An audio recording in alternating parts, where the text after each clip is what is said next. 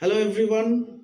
Today I'm here with another episode that is with dog-faced water snake. You can see on my hands.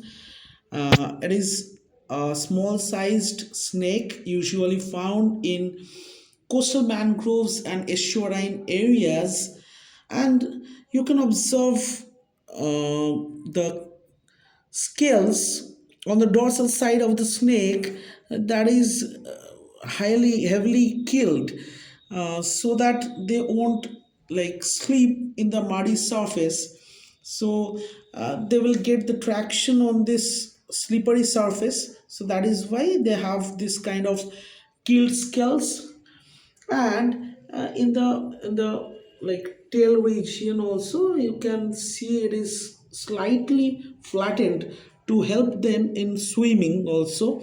So this snake is mildly venomous. It is cytotoxin, and to just immobilize the small preys like the amphibians and fishes, they use their rarely placed fangs, and which is not at all harmful for the human beings.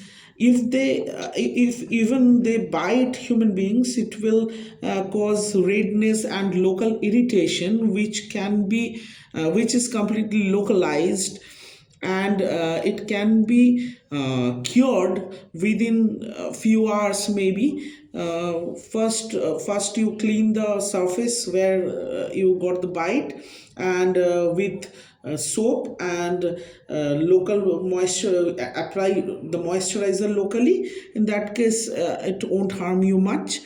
So this venom is to kill or to immobilize the small watermelon animals they are feeding on. So we got this beautiful dog-faced water snake from Diamond Harbor area, right? Yes. Okay. So, and you can see its eyes. The usually the shape of the mouth is like uh, dog or something like that. That is why they are named as dog faced. And it's a beautiful pattern. They have a beautiful pattern. As I have mentioned, the rear the dorsal scales, these are the dorsal scales. These are slightly like killed. This is helping the snake to like track get traction on the slippery surface. And you can observe the tail here. As you can see, I have taken the snake barehanded, because they rarely bite, and also they are rare fanged, so there is very less chance of uh, that venomous bite. And if you like get a bite like that also, that is curable and uh,